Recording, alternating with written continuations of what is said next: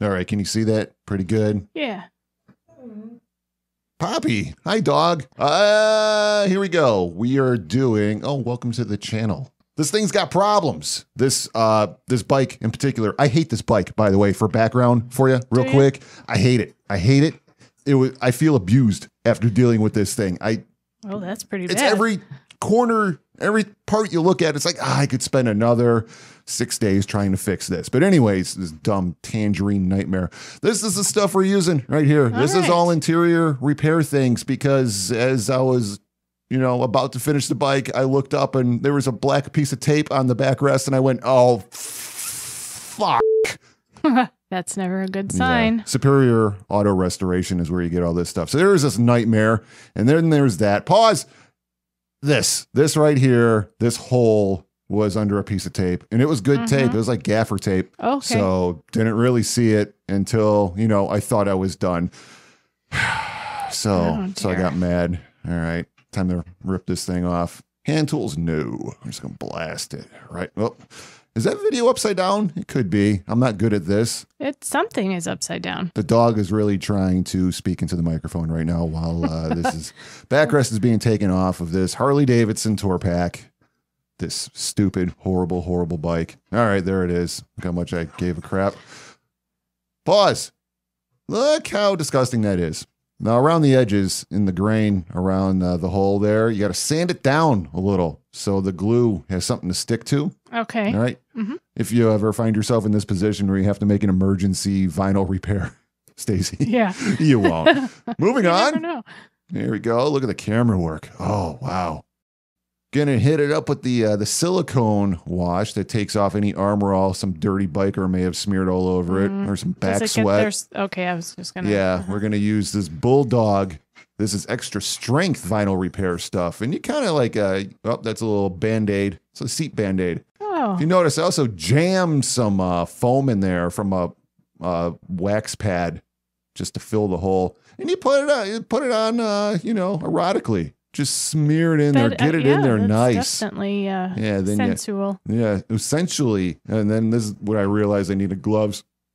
When you're patting the old little Band-Aid on there, bust out your final weld, which is, I can't remember. I was trained, pause, at a car dealership to do all this, like in 2002. So I'm trying to remember it, and they don't have, they have instructions on a DVD. No DVD player. I don't have a machine with a DVD player. Just going off of the memories right here. So moving on, you want to smear some final weld over the Band-Aid, whatever that meshy stuff is called. It does look like a disgusting wound. It is. It's going to be grosser. So you smear that over a little bit more. You want to just coat it all. You want to coat it real good. Artsy for doing this one-handed too, by the way.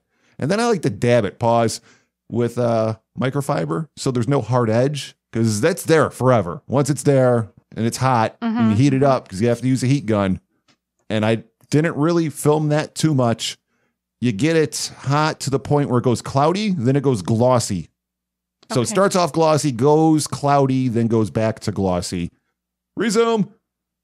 And I see a little bit quick little shot there. Then that is your cooling bar.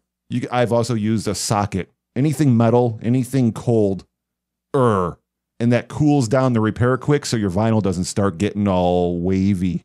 Okay. So you heat it, then you slap that on it, and it really sets it. And that blue, weird-looking thing up there that looks like a shoulder pad from like an 80s Century 21 suit, that is actually a grain pad, and when it's all hot, before you use the cooling bar, you slap that on there, and it leaves little impressions of fake grain in your fake vinyl that looks like leather.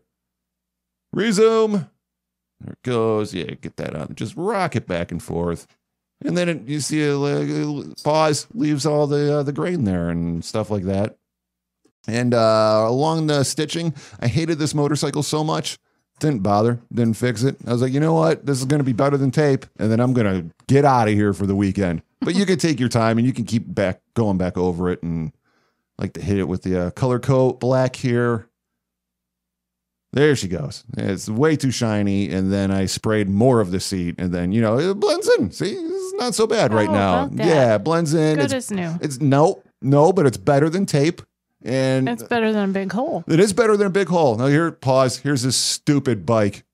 Look at the pointiness on the engine guards. Why would you put the shin killers on there? And the floorboards have the nubs that are spiky, and it's just I don't like it. It took me too much time. Frosty, I don't know.